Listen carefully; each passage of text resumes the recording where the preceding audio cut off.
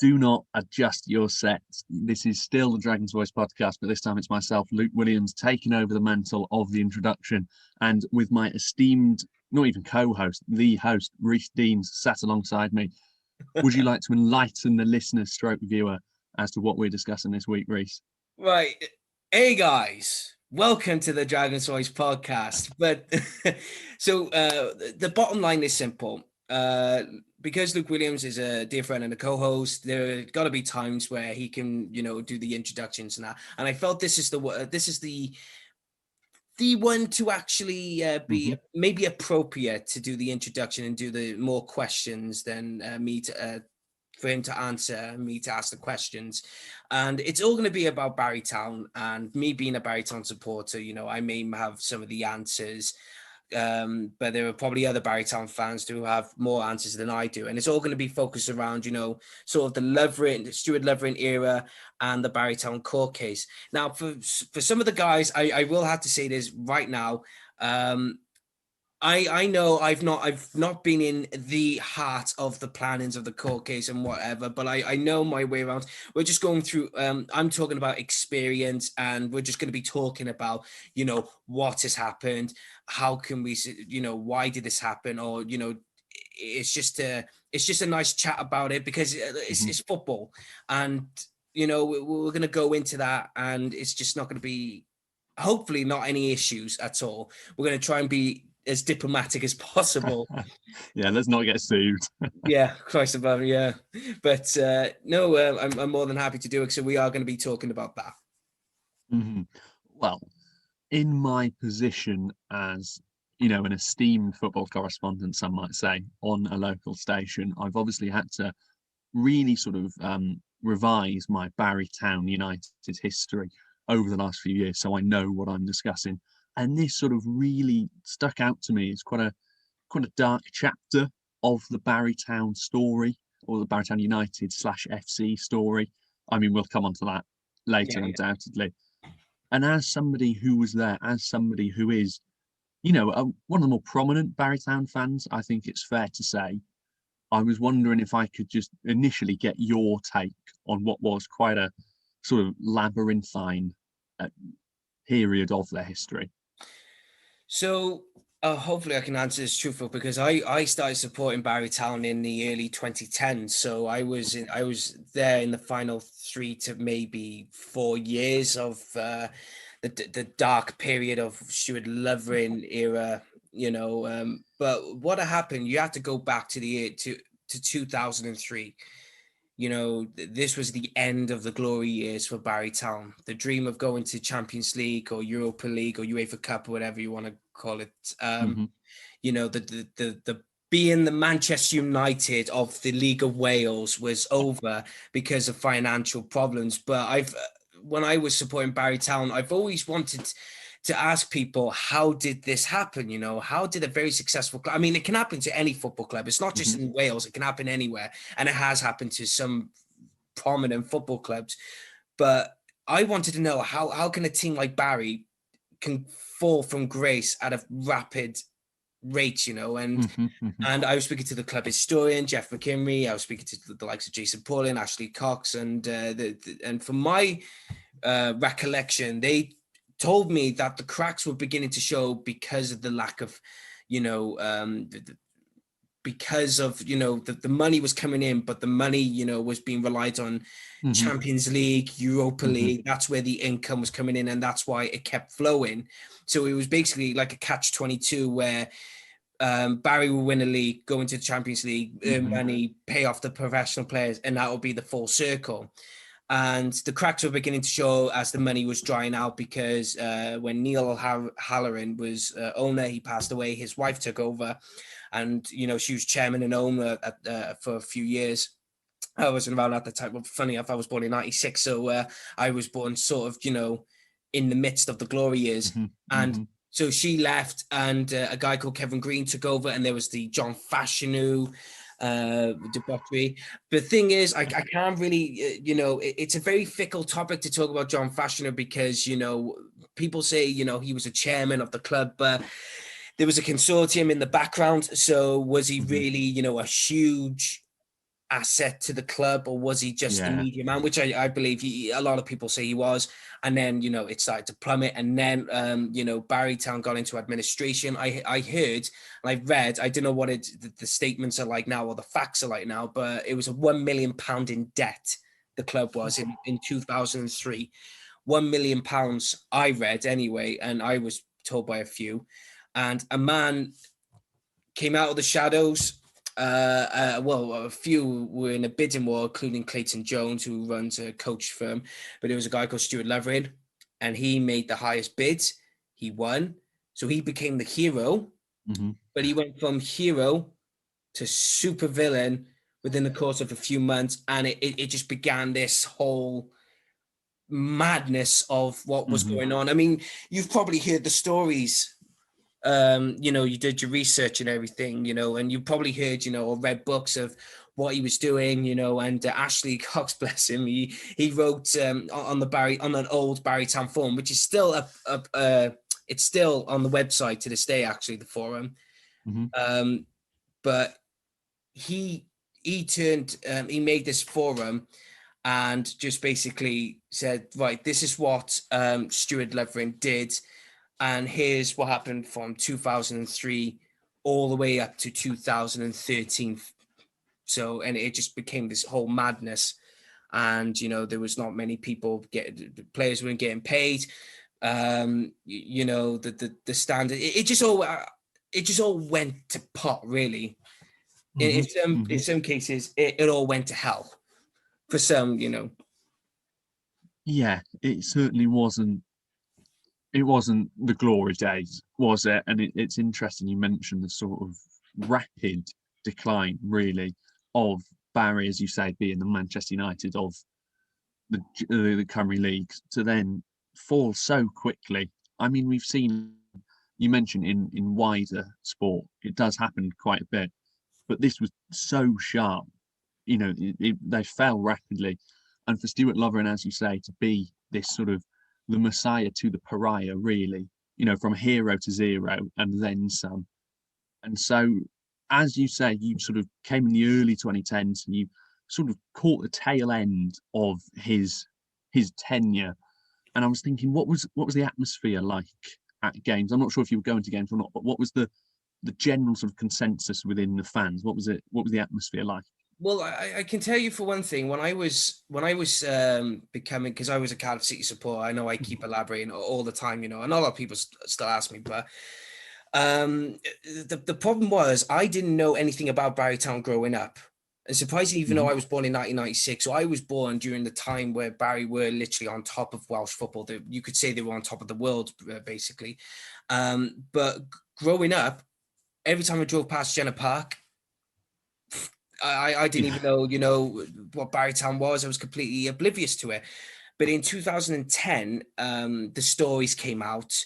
My dad would try to create myths of stories, and people made myths about the club. But it was a club that, you see it like in television shows. It's like a regular character that disappeared for a while, but then came back, and it's like, it was this big grand story.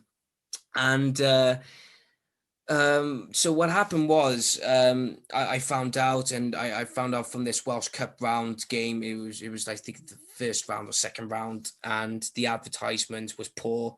It was like a little tiny snippet. And I went to the game with a friend of mine who just decided, because I was staying at his place, and he said, "Oh, I'll come with you." And I went to Jenner Park, and I went out, I went to the gates by the clubhouse.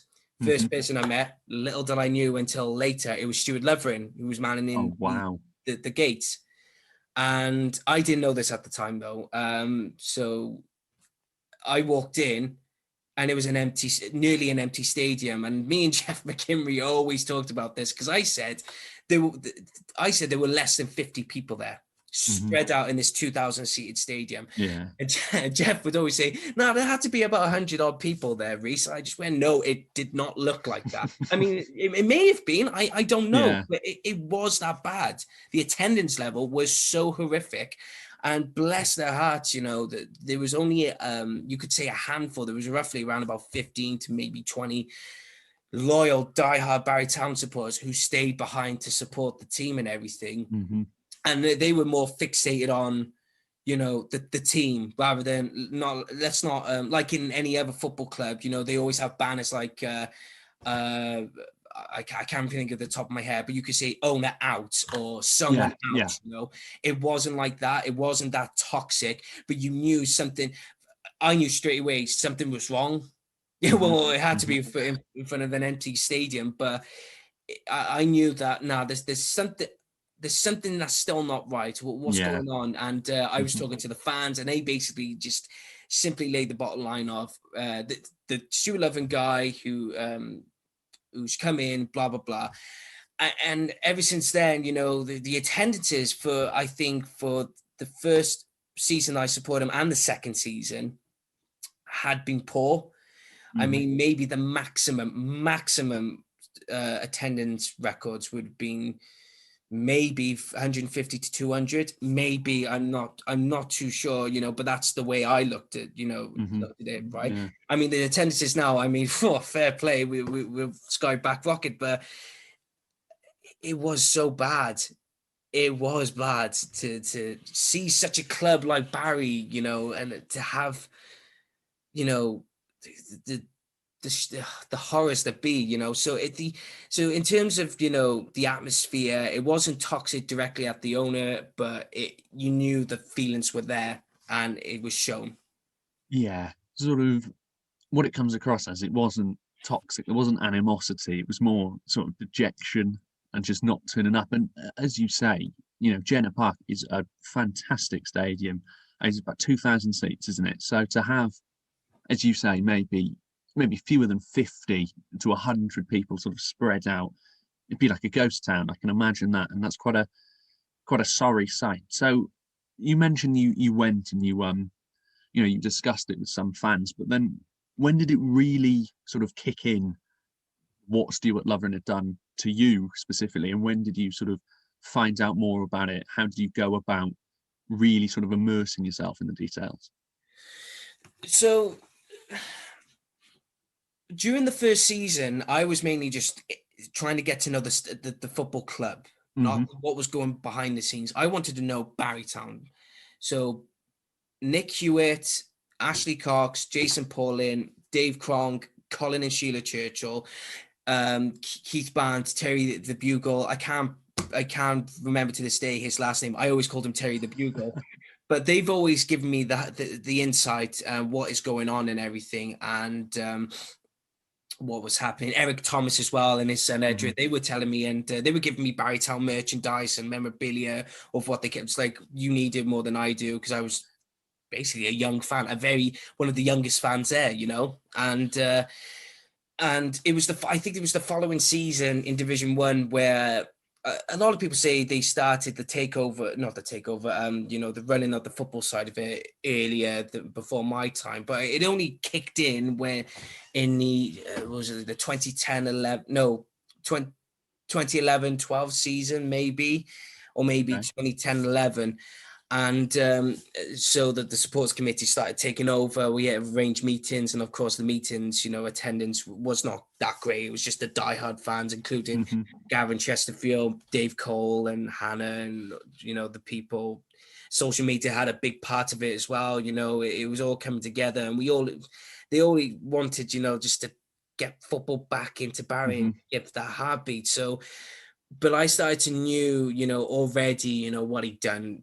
Anyway, what Lovering done, especially the threats. He said, "Oh, I'm going to pull him out of the league," and this was a boy who cried wolf situation.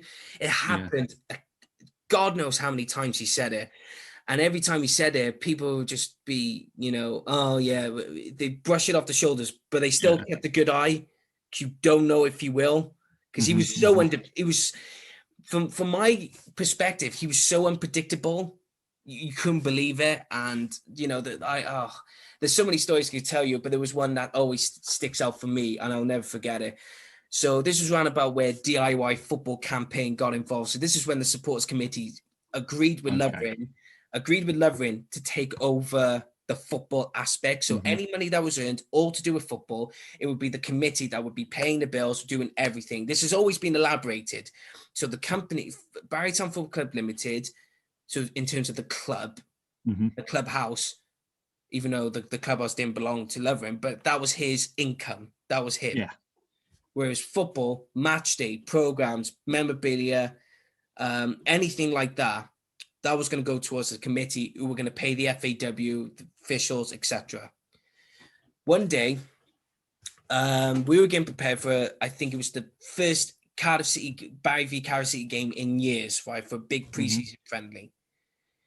And what happened was they did this campaign where they were asking all the supporters who just wanted to say, look, let's clean up Jenner Park, let's clean up the changing rooms, let's clean up the stands, give it a bit of a paint, and and fair play, quite a few people, the well-known Barrytown supporters came, and we did our fair share. And I will never forget this. It was me, Ashley Cox, and Colin Churchill. We were painting the gates green, as you've probably seen at Jenner Park. Yeah. Lovering comes out of the clubhouse, and he looks around, gives a bit of a face. He walks right past, through the gates, across the road to the corner shop, buys a loaf of bread and milk, comes back, and he comes up to, I think it was Ashley, or it may have been Ashley, Colin, because it was a few people painting, so I don't know who he was seeing it directly to. And he took one look again, and he just went, don't paint those in green, paint them in yellow and black. We've got to get to the Welsh Premier League soon. And we just looked at him and went, the cheeky bastard. You're not in chat. And he was dissatisfied and he walked off, and that cheesed us, a lot of us, off. And we just thought, really, mate, But I mean, that's one of the only handful of times, where I've experienced it. But I know for a fact the likes of Colin Churchill, who's experienced it a lot more. I mean, you can go and ask him. He was threatened with bans. He was, he almost punched him one point. He was so proud to tell that story. I thought, go on, Colin. You got to ask supporters like that. They will tell you the most because they've been through it. Because like I said, I was coming through it in the last year, but I would just never forget that. I thought, what an asshole. What an asshole. Yeah. Well, there's no other word for it. Yeah. You mentioned the role of the committee then. And I know in recent years as well, we've seen it with other Welsh clubs, like Wrexham, are the main sort of example that stick out in my mind with the work the Supporters Trust have done, running them for, I think, over a decade now. And that's coming to the end with the Hollywood takeover, which we mentioned on, I believe, my last outing on this podcast. And when you were talking about the committee and the role at hand and some of the prominent figures there, one name really stood out to me more than most, and that is GC, Gavin Chesterfield. And I was wondering, is it fair to say that he is sort of, if you've got Stuart Lovering at one end of the spectrum, is Gavin Chesterfield the complete opposite? Sort of, I'm not going to go too biblical with sort of imagery here, but is he, Moses leading the Israelites? Did he lead Barry out from the darkness? Thing is, as well, you have to bring in Dave Cole as well. It's, I mean, we always looked at Gavin. I mean, I still, I mean, even today, even Gavin, even though Gavin knows me very well, I still look at him as a god-like figure. Yeah. It's Gavin, I mean, you got to think about it. He came to Barrytown in 2007. He was a young manager, and he was in his few seasons. And when I started there, he was offered the manager position for Haverfordwest, and a lot of people don't know about it because it was so quick, and he came back quick. It was just a blip,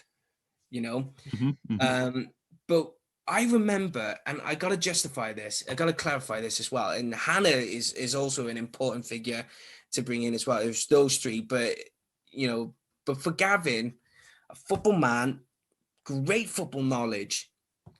I remember when he was managing Haverfordwest, and every time we had a midweek game, it would be on a Tuesday or a Friday or whenever, he'd be in the small stand, and he'd be stood there, and I sometimes, or a few fans, would go over and see him because another manager obviously was taking over.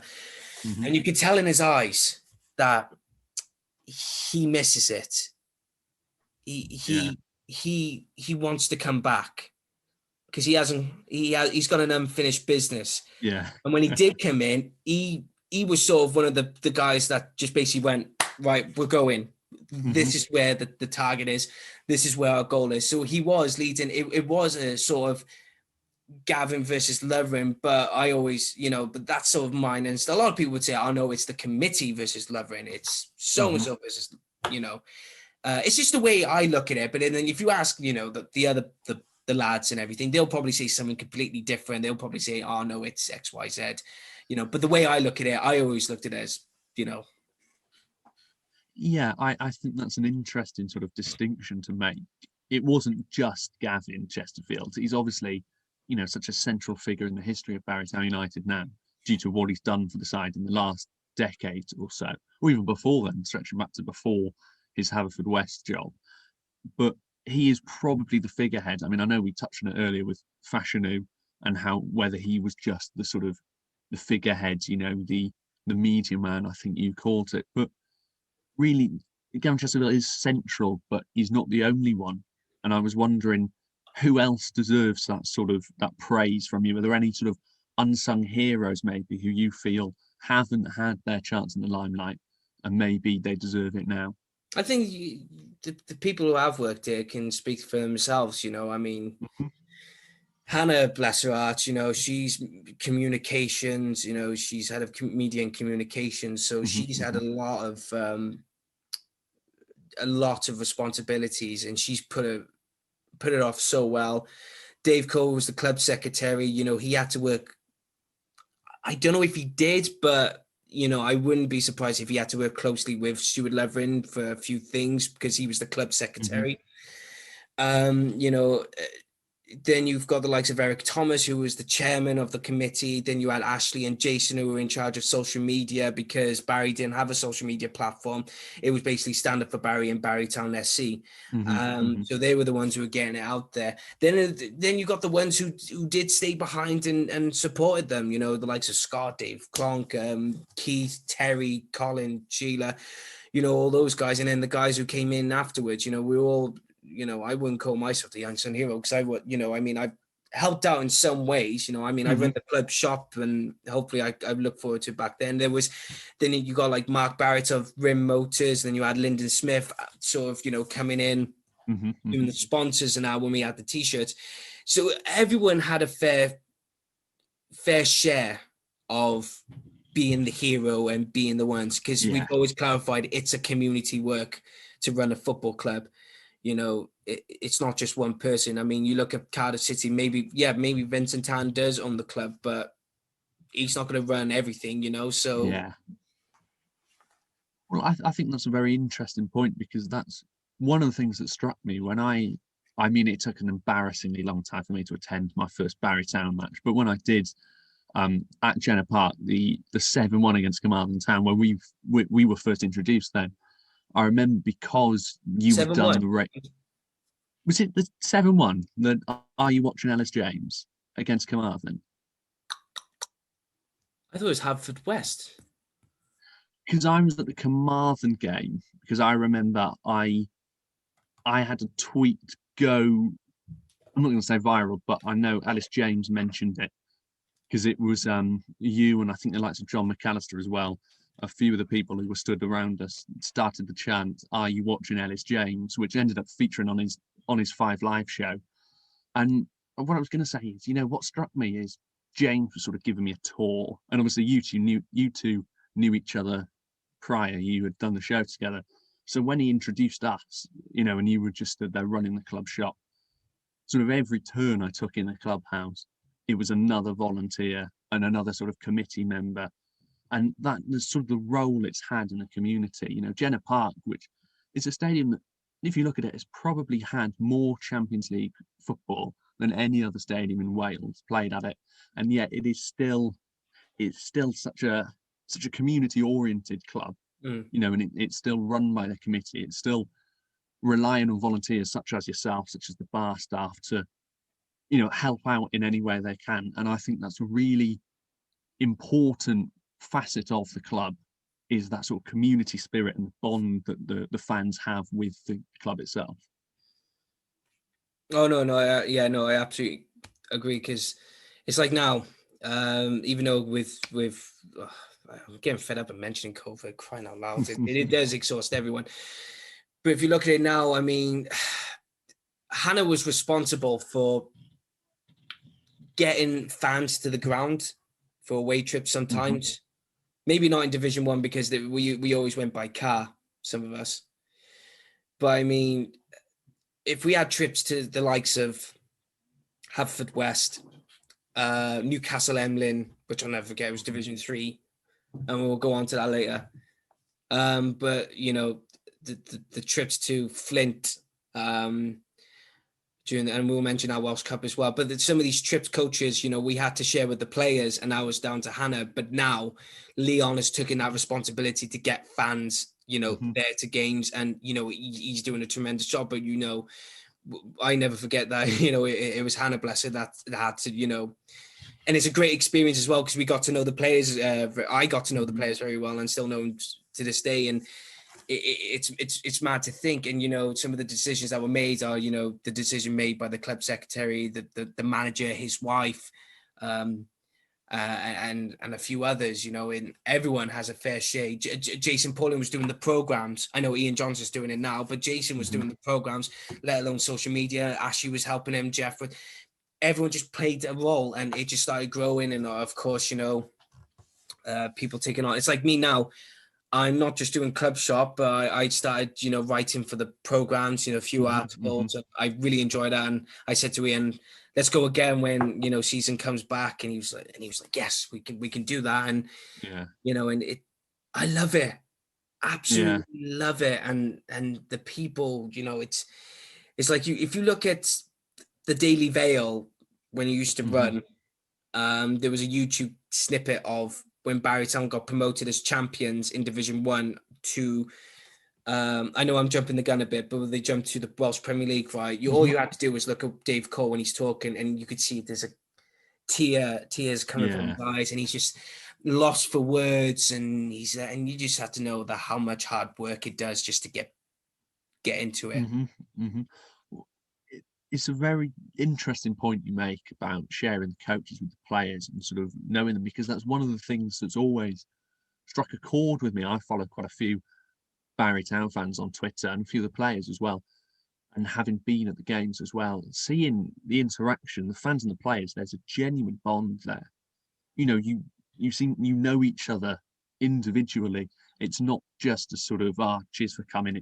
You can have an in-depth chat with them, and I think that's one of the things that's really struck me. And you sort of jumped ahead a bit, which is understandable to the promotion, but you say just the passion. It must have been so fantastic to know that you would, maybe not just yourself individually, but as a committee, as a collective, you'd poured so much effort into, you know, building this club back up from the doldrums of Welsh football, and had sort of had to fight against so much with Lovering and some of his questionable decisions, if we'll call them that.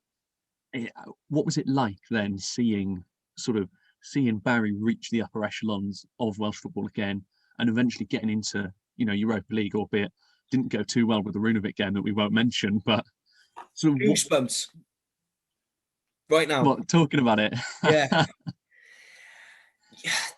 I would always dream of one day watching my team reach Welsh Premier League again, Europe, regardless if it was in Belfast or regardless if it was going to be in Faroe Islands or whatever. They're back. Yeah. Back.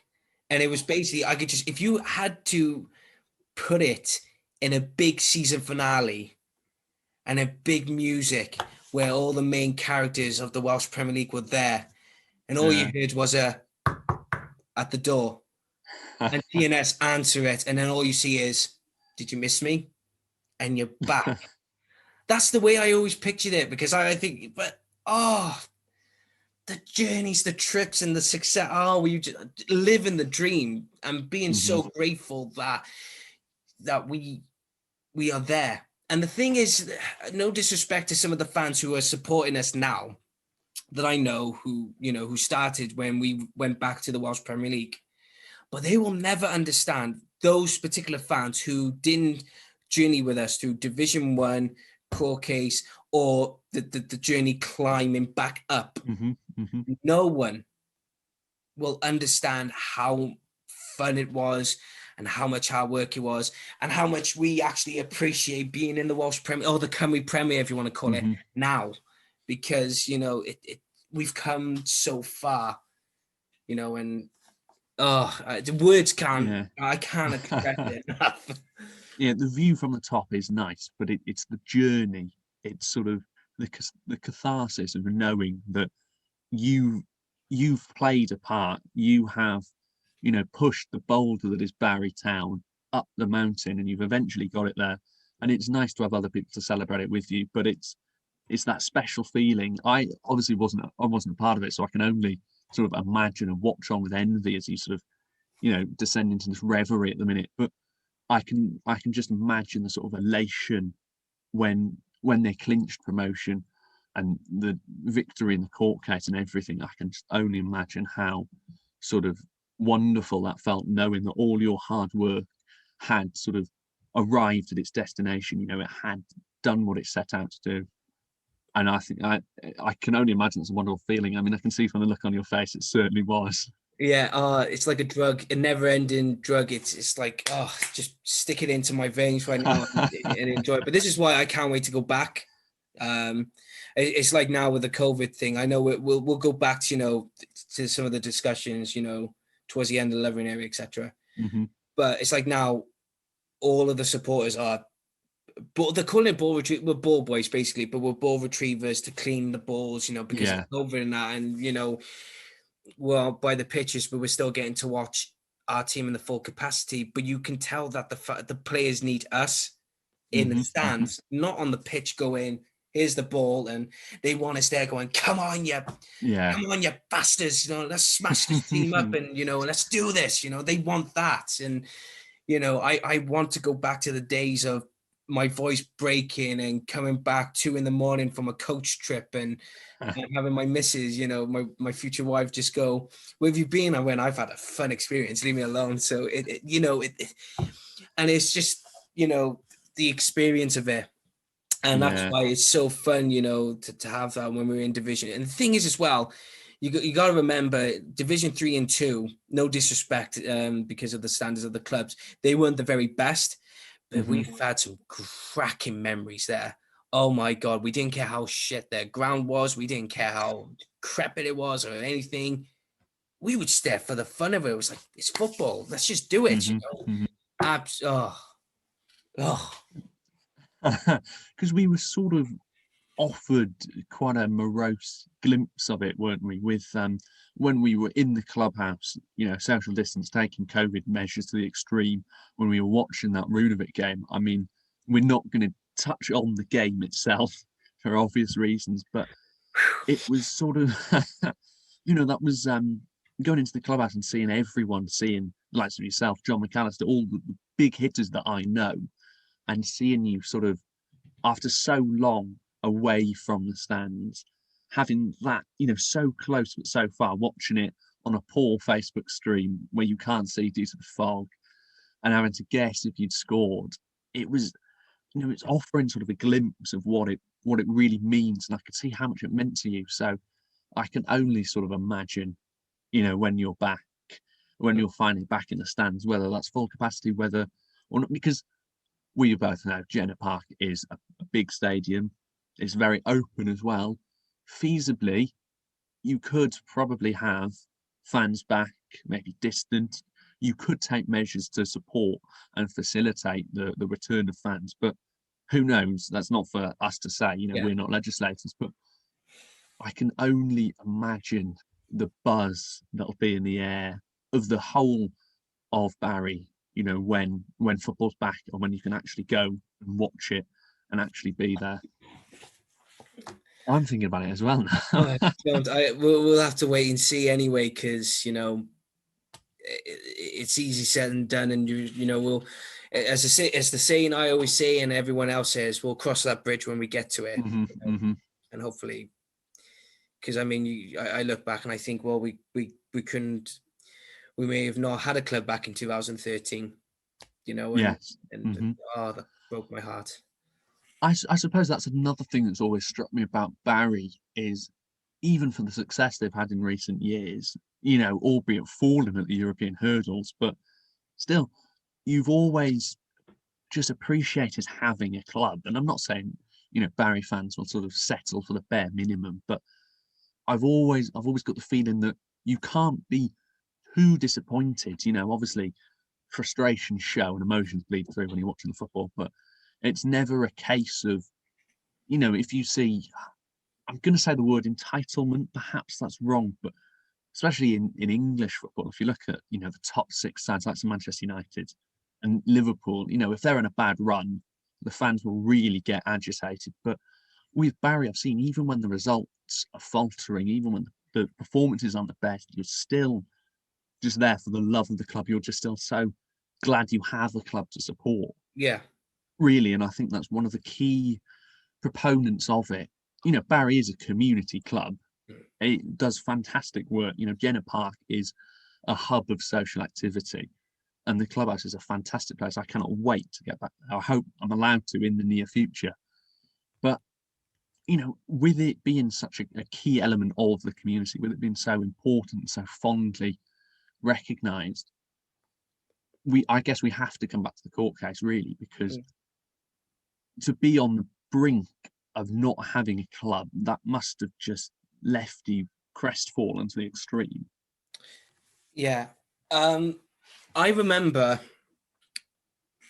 when we did so well in the Welsh Cup, 2012-2013 Welsh Cup tournament. Mm-hmm. We reached the semi-final and we lost 2-1 to Prestatyn. And I've just actually interviewed one of the goal scorers that day is Jason Price. I called him a tosser and he laughed. But no, he was funny about it. But it gave me the opportunity, unlike the other guys, who have seen the Welsh Cup wins and everything. Excuse me. It sort of felt for me that I was coming in, I was being let into this world of the glory years, because we were reaching the semi-finals, and and I've always talked about it, and I was so proud. And the problem was, because of Lovering, he tried to claim the prize money, tried to claim the prize money as his because it's still my club, and it's like, well, no, but the supporters committee have been paying the bills, they've been earning the money. So it was after the Welsh Cup semi-final, then we played a couple of games in the league, then how can I put this, 2 games left to play, Tom Pentra, both home and away. It was a Wednesday and I was in sixth form at the time. I think it was in my first year of sixth form. And I remember looking forward to the game. I was thinking, I can't wait. And I went home, got changed. Well, actually, no, because I live with my grandparents, but I went to my mum and dad's home, did some theatre work, as you do. And and my family live in Columbus Close area by the Home View end. And so they're only just down the road from Jenner Parkway, if you take a specific turning. Yeah. I remember getting a text message from Nick saying, "We're out." Literally said, "We're out." And I went, "Well, what do you mean we're out?" And he turned to me and said, "Well," he messaged me saying, we're out of the league." He's done it. He did it. He, after so many threats, after so many, Boyle cried wolf moments, after so much madness, because during the Welsh Cup tournament, he tried to fire Gavin. He fired Dave Cole, removed him as club secretary, made him himself club secretary. And it was only the club secretary who had the authority to remove the club, the team from the league. Like I said, it's so much to go through. I'm trying to go through as quickly as possible, but he did it and he disappeared off into the sunset. Well, not the sunset, hopefully in the abyss, whatever he is now. But he did disappear, and I will never forget that. Nick Hewitt just told me, right, just come down to Jenner Park. We're all going to be there anyway. And I went there, and there was a number of Barry Town fans there. There was roughly nearly about 60, 70 people there. I could be exaggerating by that, but I don't know.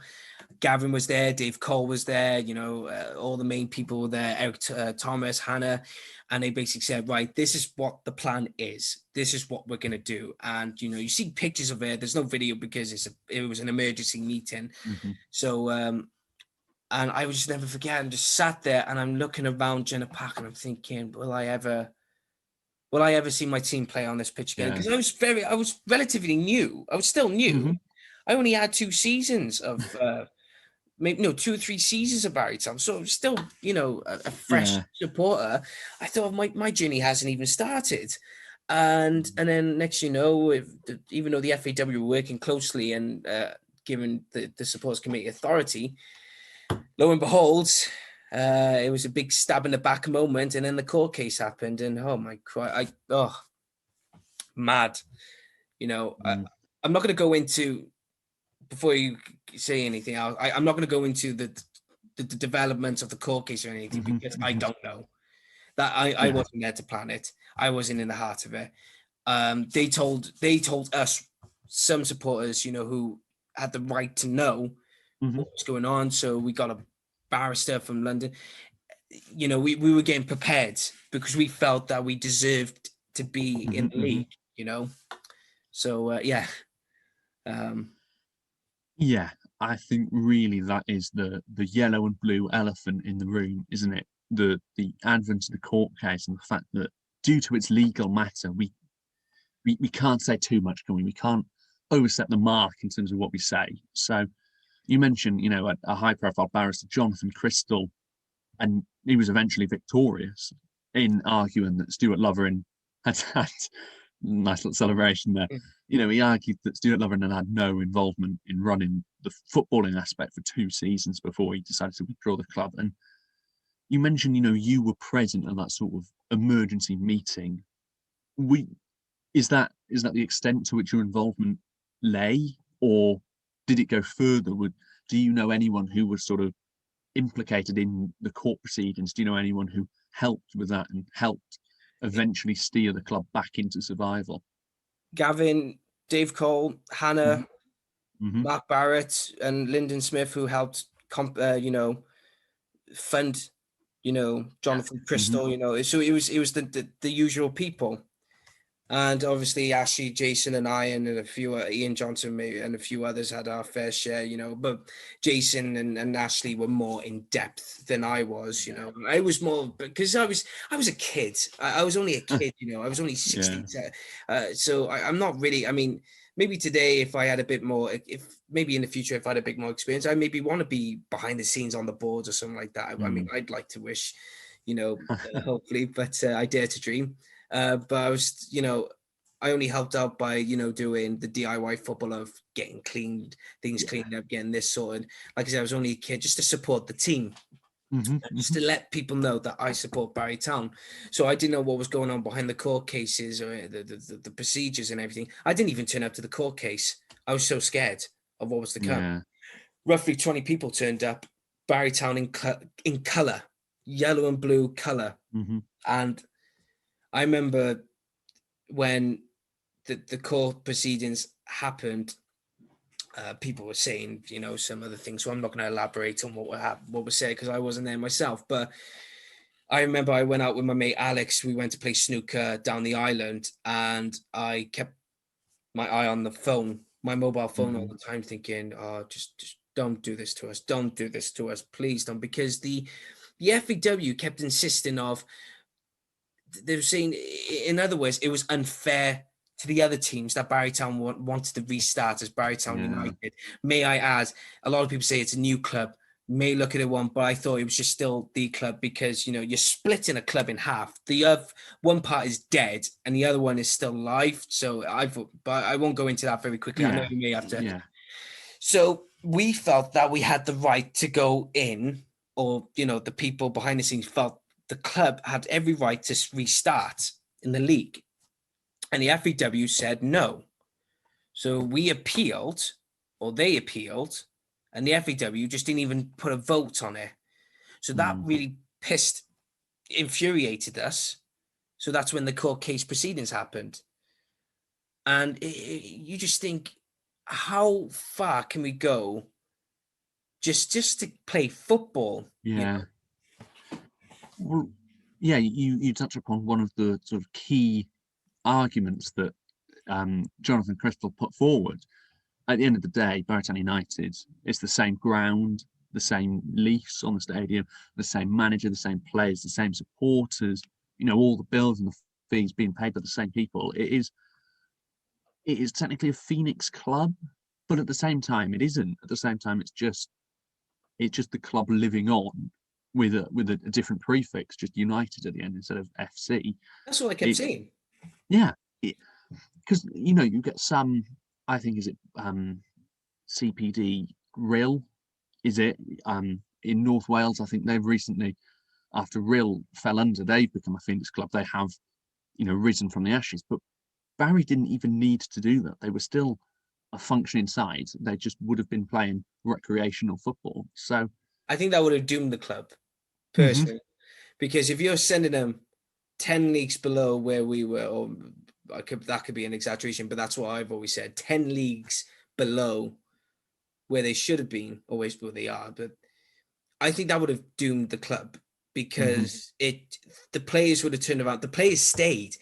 People seem to forget that. The players that were there before all this happened stayed, not getting paid. They played for the name. They played for mhm. Gavin. They played for the fans. That's what people got to remember. And during the court case, we were training. Well, they were training. Yeah. We went for pre-season friendlies across the bridge because we weren't allowed Mhm, to play in Jenner Park apart from Cardiff City in the friendly.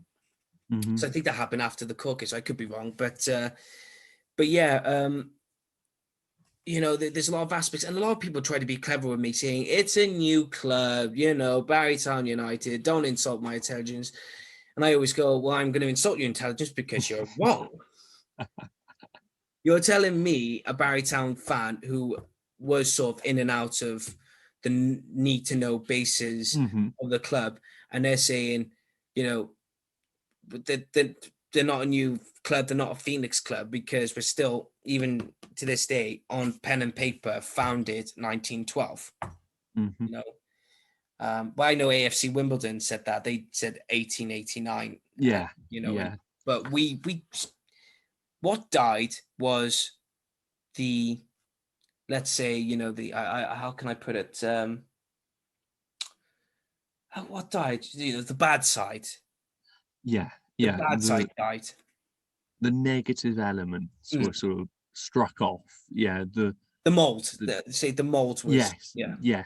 The turgid elements of the Lovering era were sort of not quite airbrushed from history, because obviously, this court case and the fan spirit, the community pulling together to get it through is a central part of Barry's recent history. But yeah, as you say, the sort of the mold, the Lovering side has passed away, and now Barrytown United, same club.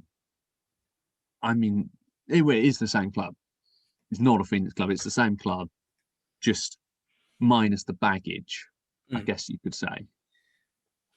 Less weight to carry, I always Yeah. say. Mm-hmm. And Mm-hmm. I always say good riddance to bad rubbish as well, because, Yes. Yeah. but it's funny because it's really heartbreaking as well, because when Lovering was told by the Vale of Glamorgan Council to leave the premises within a few days, of course the club now runs the clubhouse, and the Mm-hmm. Vale of Glamorgan permit that. But when we had the authority to go in and say, and I think the Vale of Glamorgan said, yeah, go in and take what you need, anything to do with Barrytown, basically. Went in, and I was told that the first thing they did is went into the office of the chairman's office. Mm-hmm. All the pennants, the memorabilia, the trophies, everything to do with what was good about the club, Mm-hmm. all the memorabilia and everything, gone, Yeah. never to be seen again. And I've always said this is to this day, I'm more than happy to pull out my wallet and spend as much money as I can just to bring those back. And it's like one or two people have always said to me, and I've seen him, they've always said, oh, we've seen Lovering downtown, we've seen him across the road and everything. And you do, because of what happened though, you do feel to yourself, we don't want him, because we don't want him back. We never want him back, but we don't want another burden from him. You know, we don't want that burden again, because if you're trying to go up to him and go, where's the memorabilia? Where is this? Why did you do that? You know, there'll probably be a reason for him to punch back. Yeah. Yeah, you're opening wounds there, aren't you? You sort of, yeah.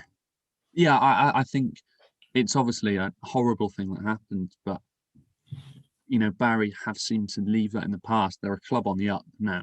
You know, it's a positive trajectory. It's no longer the struggling to survive, the being taken out the league. It is now a fantastically run side with a fantastic manager with brilliant players, and that's it. Yeah. You know, you don't. Yeah, you don't need to constantly be, you know, what about it? You don't need that anymore. That's in the past. It's happened. It's a negative element of history, sure, but you can't change that. No, you You've just can't. got to move on. Yeah. Bygones be bygones. Yeah. And you know what? I remember when the results came back and the judge was in favor of us. I remember Nick messaged me, we're back.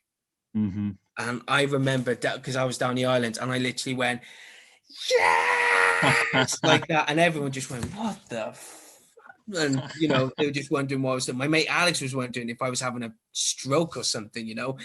And I was there going, we're back, we did it, yes. And then I just will never forget, you know, that the next meeting, right? And this is typical Gavin Chesterfield, the genius that he is. You probably watch this because it's all to do with Barry Town, and you'd be like, "Oh, Rhys, shut up." But I will never forget. It was a meeting of what the plan was, how we're going to do it, and everything. And I remember there was a good turnout, and Gavin was sat. You know, there was it was Dave Cole, Eric Thomas, then it was Lyndon.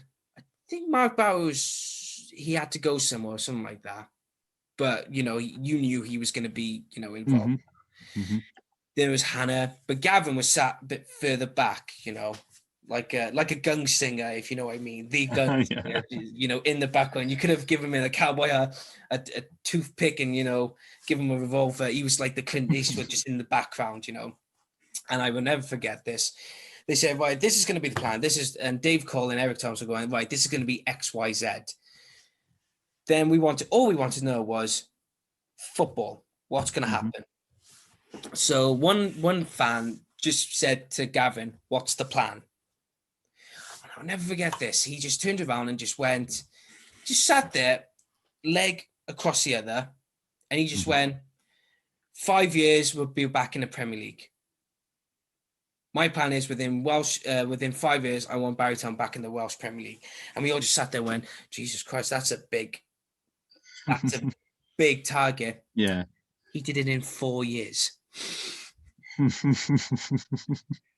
Division 3, champions. Division 2, champions. Division 1, the first season, we finished second.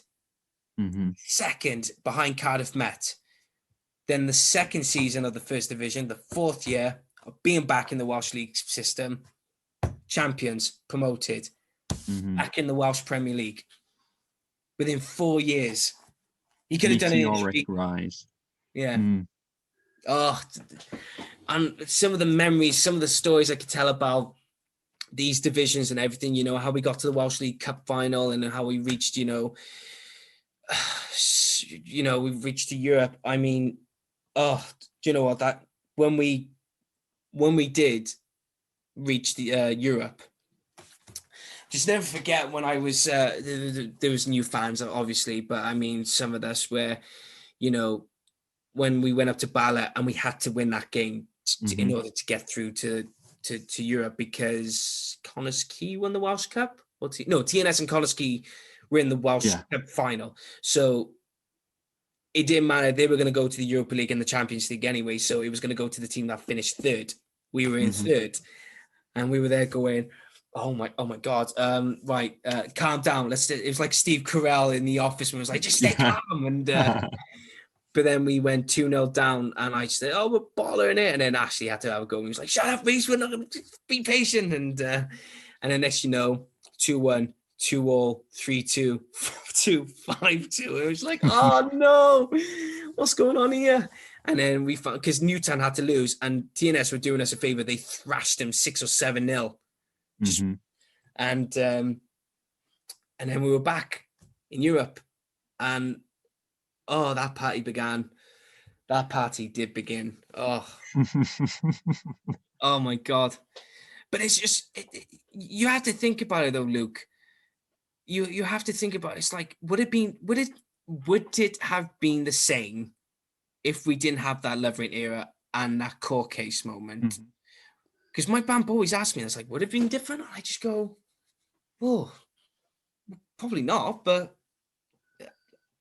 yeah, I suppose that's a very good question. I mean, probably would have been more successful as a club, but without, from darkness comes light, doesn't it? From being on the precipice of not having a club anymore, from hearing you speak about it, everyone pulled together.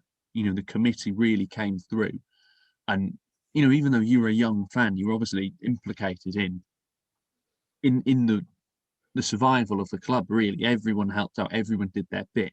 I'm not going to say it's a blitz spirit or the war effort or anything, but it is sort of along those lines of everyone pulling together for a common goal. And would it have been different? I'm not sure. Maybe, you wouldn't. It's obviously lovely to qualify for Europe.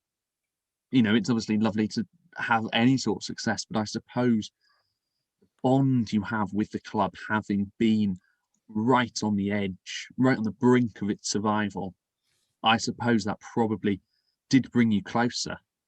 I think, every cloud has a silver lining and all that, but I think it's obviously an awful situation. But looking at where the club is now, looking at the positive trajectory it's on, looking at the meteoric rise through the leagues, as you say, 3 promotions in 4 years, I think, yeah, it probably would be different, for better or for worse. I'm not sure. I cannot possibly comment. I'm not a Barry Town fan, but it's certainly an important part of the history of the club.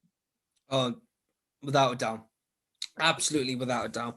And this is one of the reasons why we it's like, I always call up my mates, especially the likes of Nigel Panther, who's been there, but he wasn't involved as much because he was just being the fan, and I've spoken to people, the likes of Joe Regan and John McAllister and James Clemens and Leon Ford, Anthony and Jake Heath, and we're there, and it's just someone like I know I was going to repeat myself then. With Division 3, 2 and 1, even before the court case, I said to Joe, a friend of mine, last night, and like I said, no disrespect to the fans who started supporting in Division 1, not even Division 1, maybe the start of the Welsh Premier League. They'll never understand the football, that the story behind it, the heritage, and why we, the likes of me and probably a few others, look at it differently. Ian Johnson looks at it completely different to what I look at it, because he's been there the longest. The likes of Colin Churchill will probably look at it a whole lot of completely different to everyone, because Colin's in his 90s. He's the honorary club president. He's been supporting him since pre-war, and you just got to think to yourself, He's seen it all. Yeah, he's seen it all. And how do you look at it? And this is why I think it's a learning lesson with COVID, because I think most of us are beginning to appreciate a lot more with the football club now and where it's coming from and how much we want to do with it. I mean, I've got ideas what I want to do to put some money in the club, even though I haven't got, that much, but still every little bit helps. And it's not just Barry Town, it could happen to any club, any club is struggling. And this is why it's like with the FAW announcing that they want to try and finish the Welsh Premier League. or the coming Premier. I'm not as looking forward to as much if we finish in a Europa League position, because I want to be there. I want to be part of it. I don't want to be in the shadows again, or watching it on a very poor live stream in the clubhouse, but it's just the way it is at the moment. And that's why I've always, I'm writing it down in as a diary and everything, because I want, it's just memories. It's memories to have up here, and then no one will take it away, Well, I suppose we're ending on a positive. We're looking forward to the future of Barry Town. At first, we've got to be thankful for there to be a future for Barry Town. When we're not living in a world sans Barry Town. We've got the club now, and we've had all the positives of Europa League qualifications. We've discussed the whole thing, but seeing as it's your podcast and seeing as I took the intro from you, is it your turn to do the outro? Nope. No, am I on that duty as well? Yep. Well, is there anything you want to plug first off then? For some of you guys who have been looking forward to the podcast, make sure you follow us on Podbean as well. Make sure, if you're ever listening to this podcast on the train, I hope you guys are enjoying it, because, sometimes it's easier to listen and keep going. And, hopefully I could get some more guests in, and hopefully actually Luke Williams could be part of it as well, so he can speak to the players regardless. So just I don't know what to say now, because I'm full of emotions because of that. Thank you for listening on the Dragon's Voice podcast. That's all I can say. Like, share, subscribe, everything. That's all I can say. And you're obviously very active on social media. We live in a digital age now. For those of us, or for those of you listening who perhaps do not follow it on the respective social media pages, what are the handles, Rhys, so they know where to find you and where to be updated? All right, then. So if you're on Twitter, make sure it's at DragonsVoice20, or if you want to be following me, it'll be at Deansy_boy. On Facebook, it's simple. Drop us the like on the Dragon's Voice podcast page. And of course, we with Podbean as well. Just look it up, Dragon's Voice podcast, YouTube, Dragon's Voice podcast. Simple as. Well, I guess that's our time up, isn't it? I guess we've said all that needs to be said. We've gone through a whole range of emotions this afternoon. Rhys, more than me, it must be said. I'm looking at him now. I can tell he's going to go and have a nice lie down after this, a nice think about Barry Town in the future. It's left for me to say thank you for watching or listening, however you've accessed this. I hope you enjoyed. I've been Luke Williams. If you want to keep updated, I do the Saturday Sports Show on Borough Radio every Saturday. It's in the name. I had to get it in somewhere. Award nominated as well, might I say. Award deserving. We didn't quite win, but we'll get there one day. So thank you for watching. I hope you've enjoyed. A like, subscribe, a share. Click the bell icon, I think is what people say, isn't it, on YouTube? All of that is very much appreciated. All support is really appreciated. And thank you for watching. Bye-bye.